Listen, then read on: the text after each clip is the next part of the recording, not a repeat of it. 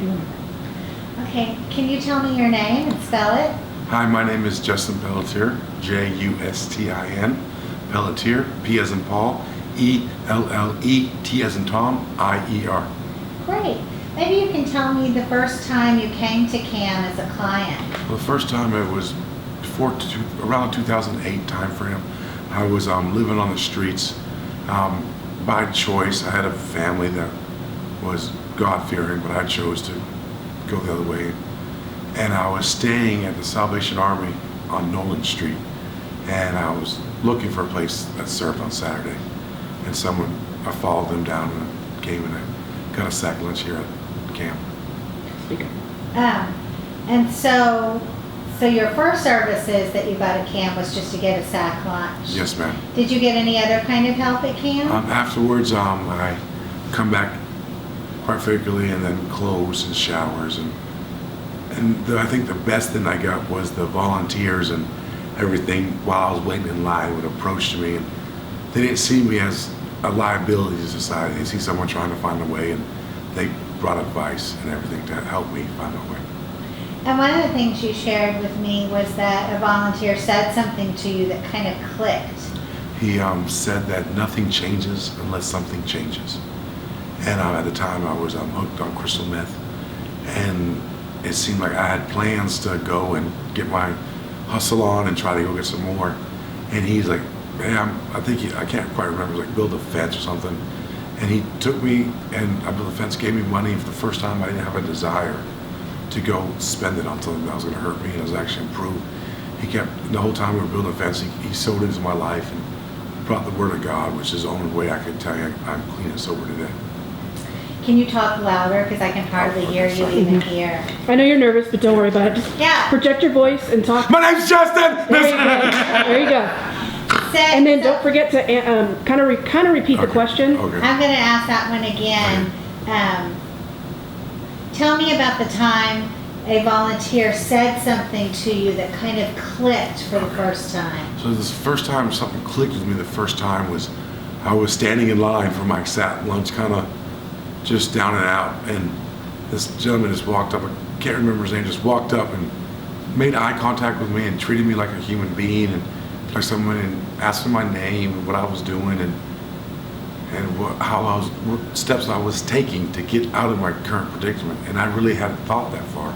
I was just planning to go get high that day, and he told me, Justin, nothing changes unless something changes, basically putting the ball in my court. Instead of thinking, oh, woe is me, it was like, what do I have to do to get out of the predicament I'm in? Kind of motivated me. Actually took me to the property he had in North San Antonio to help him build a fence, paid me, and basically just shared love in my life that I definitely needed at that time. Great. So maybe you could tell me again a couple of reasons you came to CAM in the first place. Like, did you come to get a sack lunch or clothes or what? Maybe you could share that. The first reason I came to CAM was actually I followed somebody out of the Salvation Army men's shelter to get food, and when I arrived here, it seemed like everything that I needed they had here. So instead of having to go to different organizations, they had the counseling, they had the food, they had the showers, but most of all, they had people that cared for you as a person. Great. So, tell me a little bit about where you are today and why you came back to CAM so many years later. Well, I'm employed by Christian Family Church in Northside, Northeast 1604 Boulevard. I do their maintenance there, and I've also done completed their bachelor's in ministry.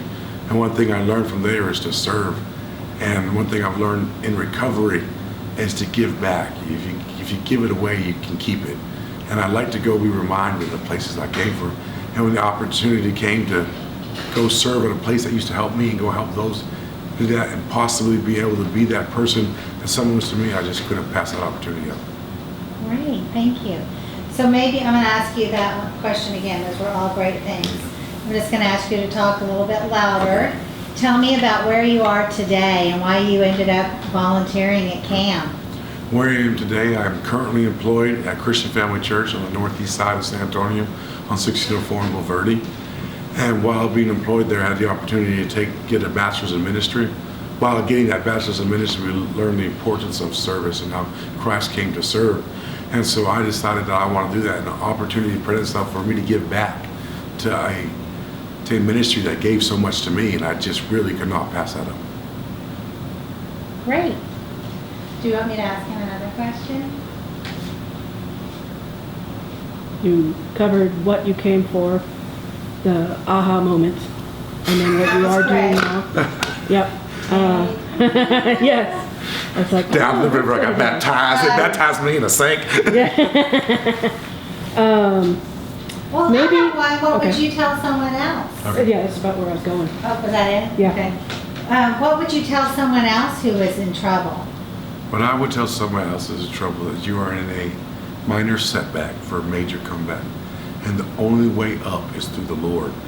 I mean, I love the Bible because there's so many situations of David and Goliath, the fiery furnace, of the Lord bringing people through a hard time.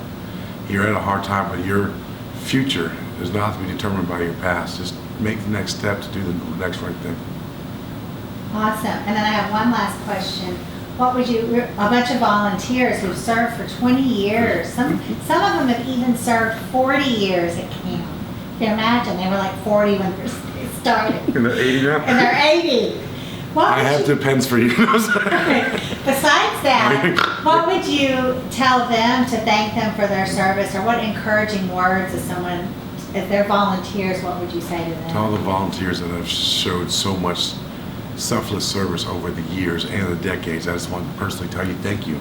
Ray Boltz has a song up there that says, "Thank you for giving the Lord, because I am a life that was changed, and I am personally someone else changed because of someone else's selfless service. For years, my next meal depended on the kindness of a stranger. If it was someone giving me $1 on the street, or volunteers staying up all night to cook food or getting up early to present it to us, I just want to personally, from the bottom of my heart, say thank you. If you get a chance, please listen to that one song by Ray Boltz.